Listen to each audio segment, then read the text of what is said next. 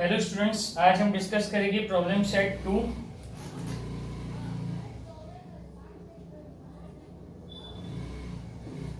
Problem set 2 में सबसे पहले हमारा क्या पार्ट है? एमसीक्यू वाला पार्ट है। एमसीक्यू वाला पार्ट डिस्कस करते हैं। एमसीक्यू वाले पार्ट में सबसे फर्स्ट क्वेश्चन जो दिया हुआ है वो है, if a transversal intersects two parallel lines then the sum of the interior angles on the same side of the transversal. Same side of the transversal मतलब क्या दिया है? एक दो पैरेलल लाइंस है, एक ट्रांसवर्सल इसे इंटरसेक्ट कर रहा है, then the sum of the interior angles on the same side of the transversal. ये ट्रांसवर्सल है, ट्रांसवर्सल के इस तरफ और इस तरफ दो साइड है, तो इस साइड पे अगर same side of the transversal पे जो इंटीरियर एंगल्स फॉर्म हो गए उनका टोटल क्या होगा? आपको पता है उनका टोटल कितना होता है? 180 degree. This angle plus this angle is equal to 180 degree. तो फर्स्ट का आ जाएगा option number C. First MCQ का आंसर आ जाएगा option number C. Interior angles का टोटल 180 डिग्री होता है, तो फर्स्ट का सी आ गया। सेकेंड ऑप्शन एमसीक्यू दिया हुआ है, the number of angles form by transversal of two lines. कितने एंगल्स फॉर्म होते हैं? टोटल 8 एंगल्स फॉर्म होते हैं। आपको पता है, अगर मैं देखूंगा यहाँ पे दो पैरेलल लाइंस ड्रॉ कर देता हूँ, एक ट्रांसवर्सल ड्रॉ कर देता हूँ, तो एंगल्स क्या हो गए? 1 2 3 4 5 6 7 8। टोटल 8 एंगल्स फॉर्म होते हैं। इसके लिए थर्ड सेकेंड का आंसर आ जाएगा 8, that is option number again C. Third MCQ पे आते हैं।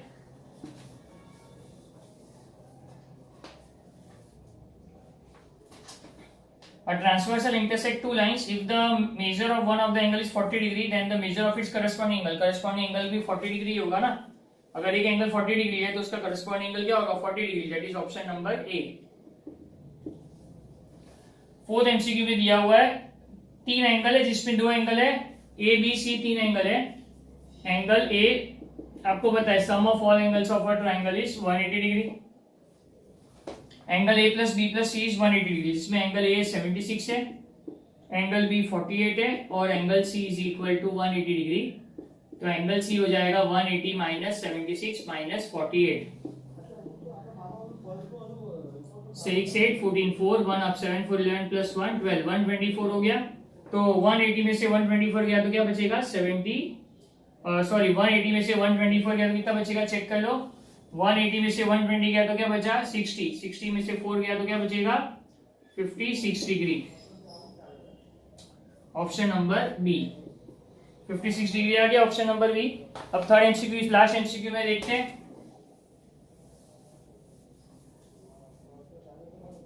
एमसीक्यू लास्ट एमसीक्यू में क्या दिया हुआ है?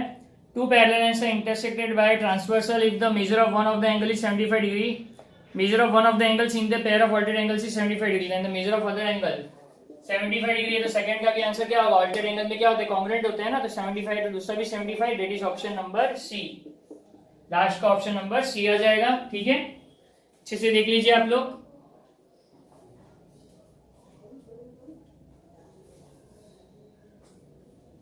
नेक्स्ट पार्ट में देखते हैं हम लोग क्या दिया हुआ है। Ray P Q and ray P R are parallel are perpendicular to each other. Points B and A are on the interior angles। सबसे पहले क्या दिया? रे PQ और रे PR are perpendicular to each other।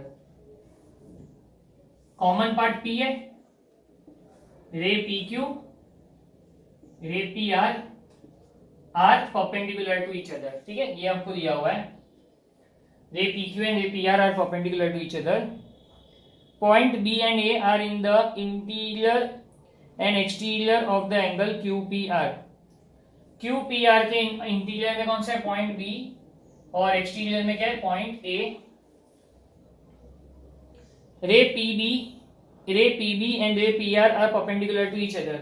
रे पीबी यहां से यहां तक मैंने ड्रॉ किया, ये हो गया रे पीबी, और यहां से लेके यहां तक ड्रॉ किया रे पीए, और ये दोनों भी क्या है? Are perpendicular to each other. Ray PB और रे पीआर भी क्या है? Are perpendicular to each other.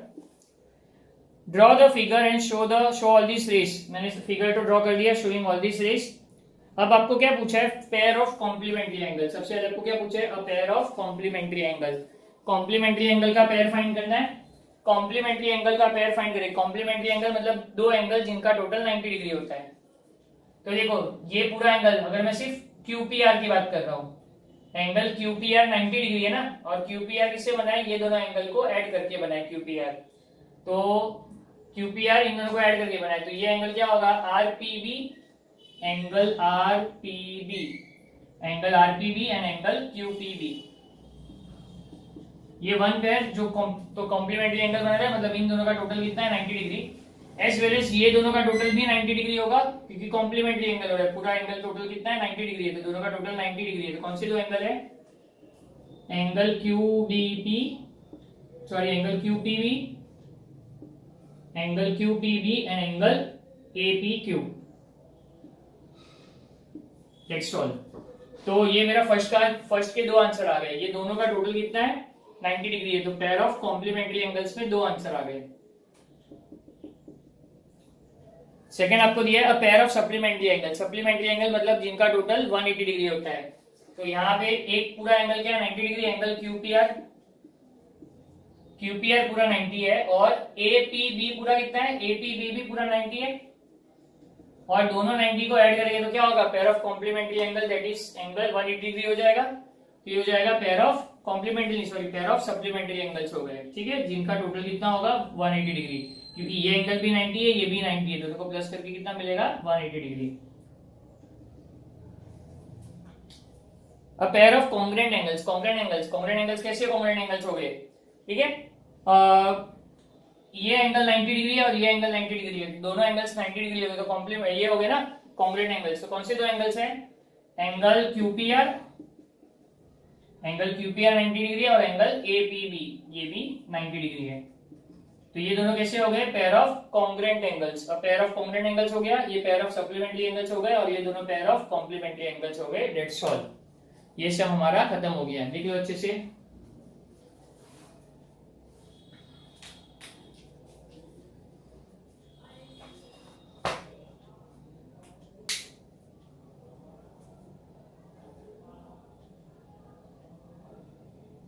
ठीक है, चलो नेक्स्ट हम पे आते हैं, क्वेश्चन नंबर 3 पे।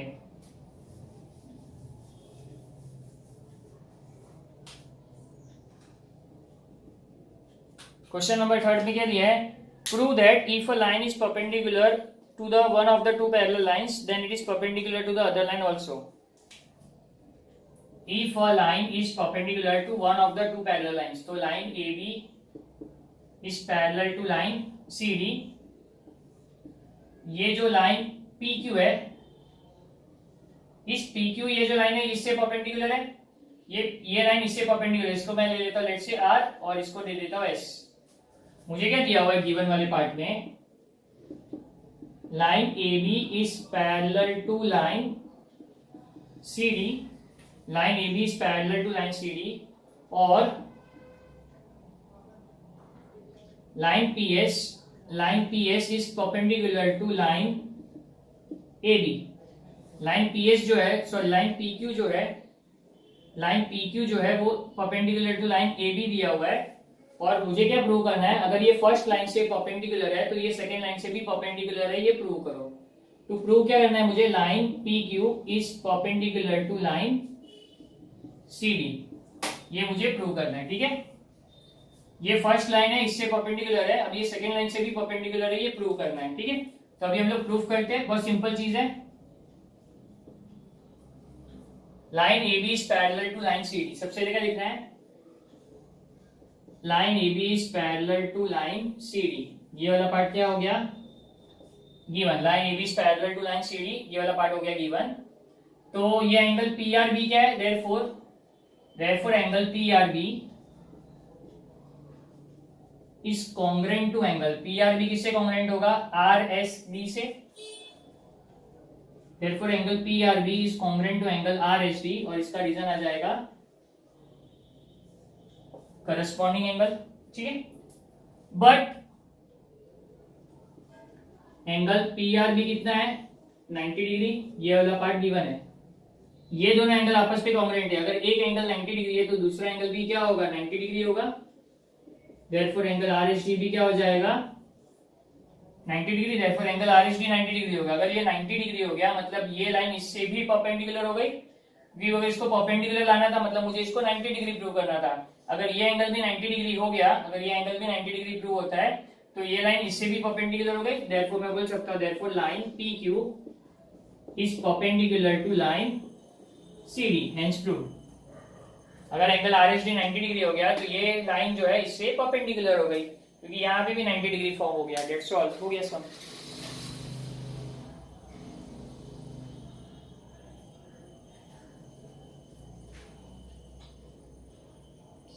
ठीक है, क्वेश्चन नंबर 4 पे आते हैं. थर्ड क्वेश्चन हमारा कंप्लीट हो गया.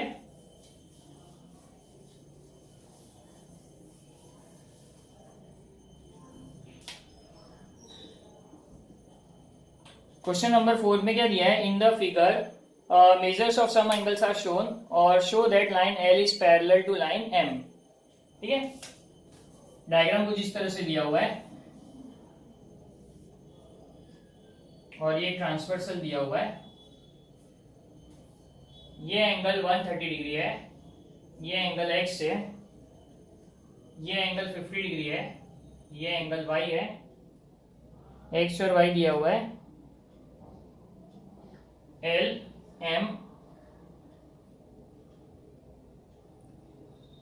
मुझे गिवन में क्या दिया हुआ है? गिवन में मुझे इस पे गिवन वगैरह नहीं लिख के हम लोग क्या करते हैं, यहाँ पे डायरेक्ट इसका प्रूफ बता देता हूँ या इसका सॉल्यूशन शो दैट बोला है तो इसका प्रूफ बता देता हूँ. गिवन में क्या होगा? ये 130 डिग्री है, ये 50 डिग्री है, तो मुझे इसको कुछ नेमिंग देना पड़ेगा. लेट्स से इसको मैं A और B ले लेता हूँ. ये A और ये B. क्या लिखना है? Take a point A and B as shown in the figure. तो इससे क्या पता चला? A क्या हो जाएगा 130 डिग्री और B क्या हो जाएगा 50 डिग्री. क्यों ऐसा लिया मैंने? क्योंकि यहाँ पे A इसका कुछ नेमिंग होगा तो मैं इसको वर्टिकली अपोजिट एंगल वगैरह बता पाऊंगा ना, तो मैंने एंगल A ले लिया और इसको एंगल B ले लिया. तो अगर मैं इसको गिवन वाले पार्ट में भी मैं ऐसा कर सकता हूँ. टेक अ पॉइंट ले लिया, फिर ये और ये दिया हुआ है. टू शो दैट क्या बोला है? Line L is parallel to line M. Line L is parallel to line M, ये मुझे प्रूव करना है. ठीक है, A और B मैंने इसको ले लिया और लाइन L और M को पैरेलल प्रूव करना है. प्रूफ सबसे पहले देखो, angle A is equal to angle X. ये एंगल A और एंगल X है, vertical opposite angle. But angle A कितना दिया हुआ है? एंगल A दिया है 130 degree given. Therefore angle XP क्या हो जाएगा? अगर एंगल A 130 डिग्री है तो एंगल X क्या हो जाएगा? 130 डिग्री. ठीक है, सेम वे में angle B is equal to angle Y. ये क्या है? वर्टिकली अपोजिट एंगल है. But angle B is equal to 50 degree. Therefore angle Y की जरूरत ही नहीं है. मुझे एंगल Y पूछा है? नहीं, मुझे Y नहीं पूछा. एंगल B कितना है? 50 डिग्री. ये क्या हो जाएगा? Vertical opposite angle. तो एंगल B इज 50 डिग्री. ऐसा नहीं लिख सकते, ऐसा लिख देता हूँ. चलो यहाँ तक क्लियर है आपको? But angle B is equal to 50 degree. ये 50 डिग्री है, यहाँ तक क्लियर है आपको? अब एंगल X और ये एंगल B को प्लस करो. एंगल X और एंगल B, ये one pair of interior angles हो गया. इंटीरियर एंगल को प्लस करो. ये फर्स्ट है और ये क्या है? यहाँ पे डायरेक्टली लिखता हूँ. Also angle B is equal to 50 degree, ऐसा लिख देता हूँ. मुझे X और Y फाइंड करने बोला है क्वेश्चन में. मुझे फाइंड करना है तो मुझे बताना पड़ेगा. Angle B is congruent to angle Y, vertically opposite angle. But angle B is equal to 50 degree. ये वाला पार्ट क्या है? गिवन. तो एंगल Y भी क्या हो जाएगा? देयरफॉर एंगल Y भी 50 डिग्री हो गया. तो एंगल X हो गया और एंगल Y हो गया 50 डिग्री. यहाँ तक क्लियर है? ये स्टेप को सेकंड ले लेता हूँ और ये स्टेप को थर्ड ले लेता हूँ. ठीक है, इसकी जरूरत तो नहीं पड़ेगी, फिर भी थर्ड ले लेता हूँ. अब एंगल X और एंगल B कैसे एंगल्स है? इंटीरियर एंगल्स है. इंटीरियर एंगल का टोटल अगर 180 डिग्री हो जाता है तो लाइन आपस में पैरेलल हो जाएगा बाय इंटीरियर एंगल टेस्ट. ठीक है, तो यहाँ पे मैं ऑलरेडी लिख देता हूँ to find angle X and angle Y, क्योंकि मैंने टू फाइंड वाला पार्ट पढ़ा नहीं था तो मैंने लिख दिया है यहाँ पे. अब मैं क्या करता हूँ? Add equation 1 and equation 2.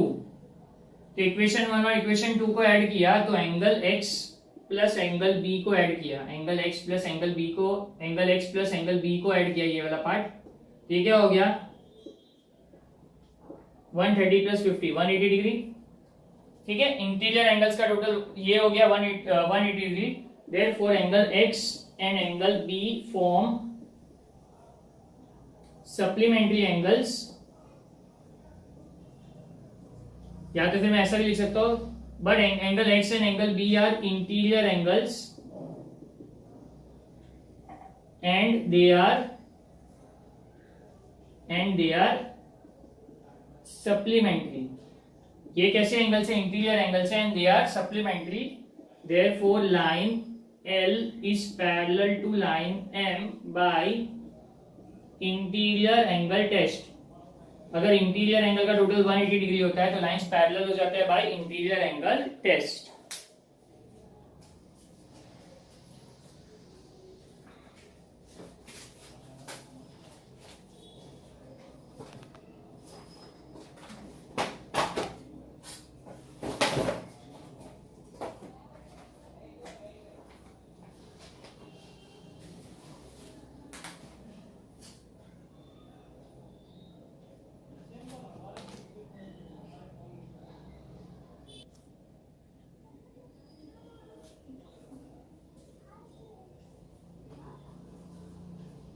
ठीक है, तो ये क्वेश्चन नंबर 4 हमारा खत्म हो गया। अब हमारे क्वेश्चन नंबर 5, 6, 7 तीन क्वेश्चन बाकी है।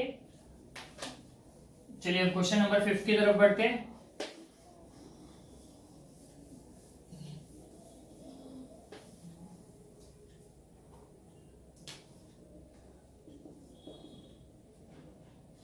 क्वेश्चन नंबर 5 में आपको क्या दिया हुआ है? Line A B is parallel to line C D.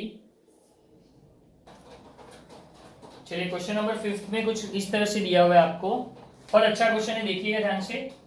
Given वाले पार्ट में आपको दिया हुआ है line A B is parallel to line C D is parallel to line E F, line Q P is the transversal, y ratio z है 3:7 और 2 find करना है एंगल x। सॉल्यूशन से पहले मैं डायग्राम ड्रॉ कर देता हूं यहां पे।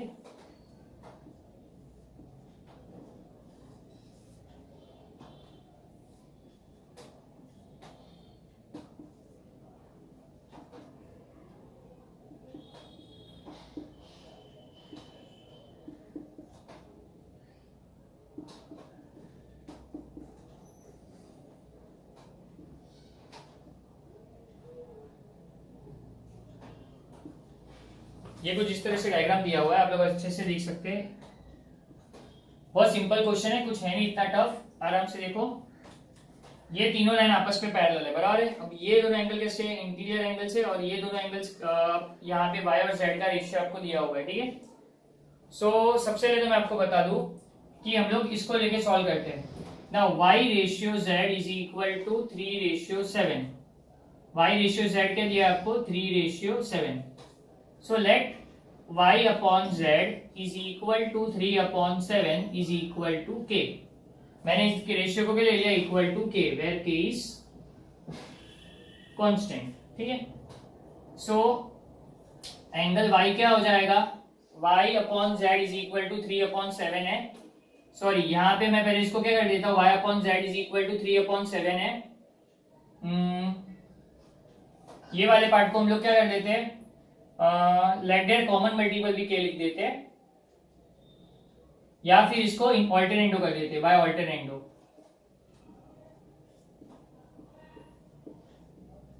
अगर मैं ऑल्टरनेटो करूंगा तो ये हो जाएगा y/3 और ये हो जाएगा z/7। ऑल्टरनेटो में क्या करते हैं? इन दोनों को हम लोग एडजस्ट कर लेते हैं, मतलब y/z इज इक्वल टू 3/7 है। ऑल्टरनेटो वाला पार्ट आपको है भी नहीं अभी फिलहाल, रेशियो एंड प्रोपोर्शन आपको चैप्टर नहीं है ना। जस्ट मिनट दीजिए मुझे, फिर मैं ये मेथड हटा देता हूँ, ये वाला पार्ट हटा देता हूँ। मुझे y/z दिया हुआ है 3:7, y/z इज इक्वल टू 3:7। तो ये काम करता हूँ, लेट देयर कॉमन मल्टीपल भी के लेता हूँ, या तो लिख देता हूँ let y is equal to 3k और z is equal to 7k। आप लोग इस तरह से भी डायरेक्ट लिख सकते हो, let y is equal to 3k और z is equal to 7k। वो ऑल्टरनेटो लेके भी कर सकते थे ये सब, लेकिन आप लोगों को अभी तक वो चैप्टर इंट्रोड्यूस नहीं हुआ है रेशियो एंड प्रोपोर्शन अलजेब्रा में, इसके लिए हम लोग उसको हटा देते हैं। y को 3 के और z को 7 के ले लिया, वेर k इज कांस्टेंट। ठीक है, y इज इक्वल टू 3 के, z इज इक्वल टू 7 के और k इज कांस्टेंट, ये मैंने ले लिया वैल्यू। ठीक है, सबसे पहले तुम लोग क्या करेंगे, सबसे पहले आपको y और z का जो रेशियो था वो तो मैंने ले लिया। अब मैं क्या कर रहा हूँ, लाइन यहाँ पे line A B is parallel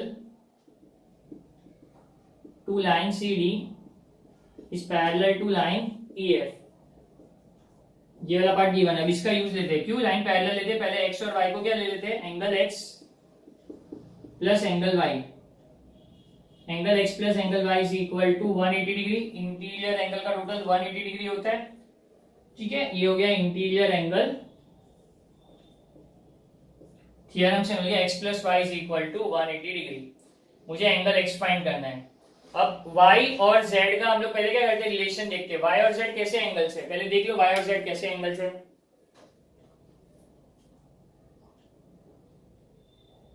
y और z का रिलेशन समझ लो पहले।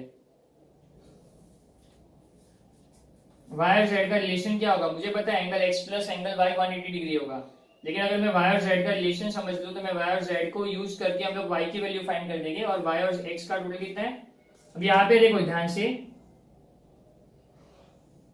एंगल x और z कैसे एंगल है, एंगल x और z कैसे एंगल है, alternate angle.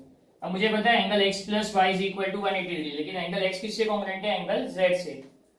But angle x is congruent to angle z, angle x is congruent to angle z because they form alternate angles। ठीक है, but angle x is congruent to angle z because they form alternate angles। तो angle x को replace करके क्या लिख दूंगा मैं, angle z लिख दूं, तो angle x के बदले लिख दिया, therefore angle z plus angle y is equal to 180 degree. x को रिप्लेस करके z लिख दिया because x is congruent to z, तो यहाँ पे एंगल z प्लस y क्या हो गया, 180 डिग्री। अब मुझे y और z की वैल्यू पता है, y की वैल्यू क्या है 3k और z की वैल्यू क्या है 7k, therefore 7k plus 3k is equal to 180 degree. ठीक है, तो 7k प्लस 3k क्या हो गया, 10k is equal to 180 degree, therefore k क्या हो जाएगा 180 अपॉन 10, k क्या हो गया 18 डिग्री। मुझे k की वैल्यू मिल गई। अब k की वैल्यू मिल गई तो मैं पहले z की वैल्यू फाइंड कर देता हूं, क्यों, क्योंकि z की वैल्यू मिल जाएगी तो x की वैल्यू भी मिल जाएगी। तो z क्या था यहाँ पे 7k, एंगल z क्या है 7k, तो ये हो गया 7 मल्टीप्लाई बाई 18, 7 मल्टीप्लाई बाई 18 करेंगे, 7 8 जा 56, 5 कैरी, 7 जा 7 प्लस 5 12, एंगल z कितना हो गया 126 डिग्री, देयरफॉर एंगल x भी क्या हो जाएगा 126 डिग्री। That's all. इस तरह से आपको ध्यान रखना है। क्यों इस तरह से किया हम लोग ने, पहले मैंने क्या किया, इन दोनों के y और z के कॉमन मल्टीपल को k ले लिया, डायरेक्टली इक्वल टू k नहीं लिया, इक्वल टू k से अलावा मैंने क्या कर दिया, इनके कॉमन मल्टीपल को k ले लिया। तो let y is equal to 3k, z is equal to 7k, where k is constant. तीनों लाइंस को मैंने पैरेलल बता दिया, क्वेश्चन में गिवन है इसके लिए। तो x और z कैसे एंगल से, ऑल्टरनेट एंगल्स, तो x और z का यूज किया ऑल्टरनेट एंगल्स लेके, और x और y कैसे एंगल से, इंटीरियर एंगल्स, तो इंटीरियर एंगल्स का भी यूज किया, और उसके बाद पूरा सॉल्यूशन आपके सामने है। तो हम लोग ने क्या किया, इंटीरियर एंगल्स और ये ऑल्टरनेट एंगल्स जो था कनेक्शन, हम लोग ने उनको लिंक करके पूरा सम सॉल्व किया। देख लीजिए पूरा सॉल्यूशन।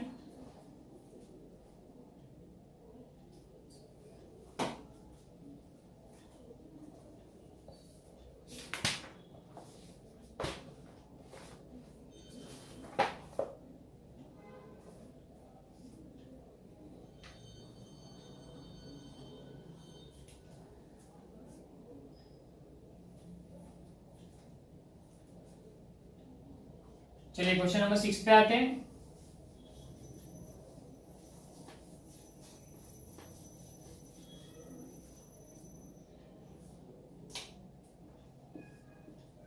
क्वेश्चन नंबर 6 में दिया है line Q is parallel to, यहाँ पे कुछ इस तरह से डायग्राम दिया हुआ है,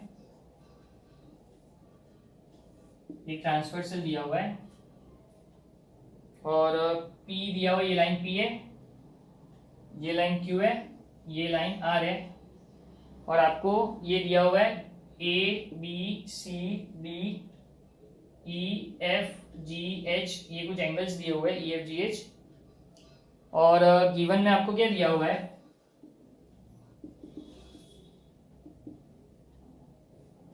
गिवन वाले पार्ट में आपको दिया हुआ है line Q is parallel to line R, ये दोनों लाइन आपस में पैरेलल है, लाइन पी ट्रांसवर्सल है, line P is the transversal,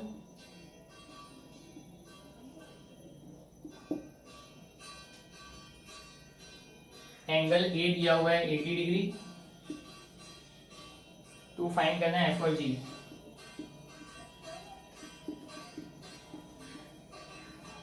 to find करना है एफ और G. Find the values of F and G. Solution, अब एंगल ए 80 डिग्री दिया है, ए कहां पे, ये वाला पार्ट है 80 डिग्री, ये 80 डिग्री दिया है और एफ और जी फाइंड करना है, ठीक है। ए और अभी ए 80 डिग्री दिया है, एफ और जी फाइंड करना है, ठीक है। सबसे पहले हम लोग देखते हैं क्या क्या पॉसिबिलिटी है यहाँ पे। पहले मैं इन दोनों का टोटल एरिया ले लेता हूँ, इंटीरियर एंगल्स ले लेता हूँ, तो बी मिल जाएगा, बी से एफ मिल जाएगा और एफ से डी मिल जाएगा, ये कन्वीनियंट रहेगा आपको सॉल्व करने में।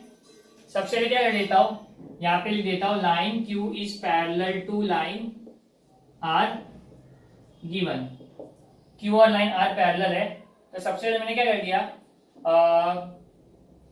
पैरेलल नहीं लेता तो भी हो जाता, ठीक है। अभी ये दोनों का टोटल कितना है, angle A plus B is equal to 180 degree, इसका रीजन आ जाएगा एंगल ए प्लस बी क्या हो जाएगा 180 degree, linear pair, angle A 80 degree है, ये आपको गिवन है, यहाँ पे लिख देता हूं गिवन, एंगल ए 80 डिग्री आपको गिवन है, तो मेरे को एंगल बी मिल जाएगा,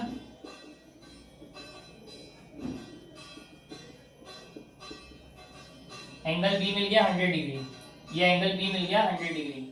एंगल बी और एंगल एफ कैसे एंगल है, करस्पॉन्डिंग एंगल्स। अब angle B is congruent to angle F, angle B is congruent to angle F और इसका रीजन क्या आ जाएगा, करस्पॉन्डिंग एंगल्स, ठीक है। पैरेलल तो मैं पहले ही बता चुका हूं तो डायरेक्ट लिख दूंगा, B is congruent to F, corresponding angles, angle B 100 degree है, ये स्टेटमेंट 1 और ये स्टेटमेंट 2, तो देयरफॉर एंगल एफ कितना हो जाएगा 100 डिग्री, एंगल बी 100 डिग्री हम लोग ने प्रूव कर दिया, एंगल बी और एफ कॉन्ग्रुएंट है, अगर बी 100 डिग्री होगा तो एफ भी 100 डिग्री होगा और इसका रीजन आ जाएगा फ्रॉम 1 and 2। अभी एफ प्लस जी कैसे एंगल से, F plus G angle F और जी कैसे एंगल से, इंटीरियर एंगल से, सॉरी लीनियर पेयर फॉर्म कर रहे हैं, लीनियर पेयर है, angle F plus angle G is equal to 180 degree, again क्या लिख देंगे, linear pair, F plus G 180 degree, again लिख देंगे लीनियर पेयर, एंगल एफ कितना है 100 degree plus angle G is equal to 180 degree, therefore angle जी क्या हो जाएगा 180 माइनस 100 इज इक्वल टू, यहाँ पे जी क्या हो जाएगा 80 डिग्री, ठीक है। तो एंगल जी मिल गया 80 डिग्री, तो मुझे एंगल एफ और एंगल जी पूछा था, तो एंगल एफ भी मिल गया 100 और एंगल जी मिल गया 80, ठीक है। ये सम को और शॉर्टकट से वो किया जा सकता था, जैसे एक्सटीरियर ऑल्टर्नेट एंगल्स वाली प्रॉपर्टी लेके भी कर सकते थे हम लोग, लेकिन हम लोग ने पूरा किया क्योंकि ये आपको पता है कि ये लीनियर पेयर है, ये करस्पॉन्डिंग एंगल है, फिर से ये लीनियर पेयर है, ये आपको आता है फटाफट सॉल्व करना, इसके लिए मैंने इसको ज्यादा डिटेल में नहीं लेके, जो आपको एकदम से क्लिक हो जाए एग्जाम में वैसे स्टेप्स ही ले लिए, ठीक है। देख लीजिए अच्छे से,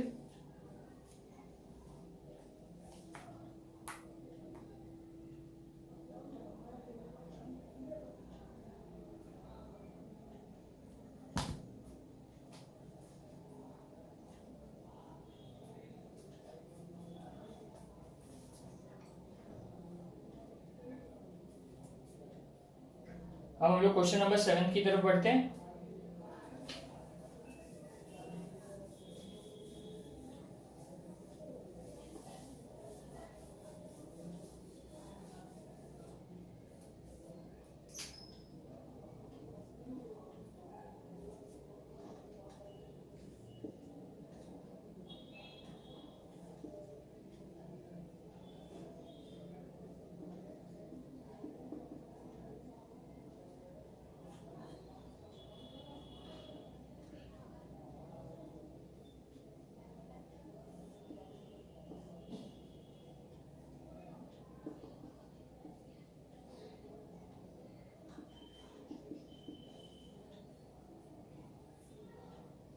गिवन वाले पार्ट में आपको कुछ दिया हुआ है, यहाँ पे गिवन वाले पार्ट में दिया हुआ है आपको लाइन ए बी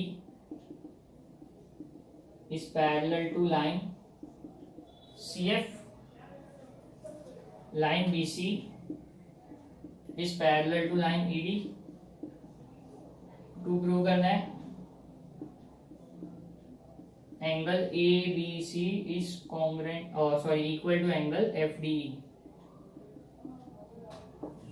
प्रूफ देखो, मुझे दो लाइंस पैरेलल दी हुई है, A B is parallel to C F है और B C is parallel to, B C is parallel to आपको दिया हुआ, B C is parallel to, मैंने डायग्राम क्या किया है ई और D, B C is parallel to E D है और ये आपको पैरेलल दिया हुआ है सी एफ, बी बी और सी एफ पैरेलल है। देखो सबसे पहले दिया हुआ है A B is parallel to C F और मुझे प्रूव करना है A B C is equal to F D. पहले मैं पूरा सब डायग्राम से समझाता हूँ। देखो A B is parallel to C F होने से ये एंगल और ये एंगल कॉन्ग्रुएंट होना बनता है, ऑल्टरनेट एंगल्स।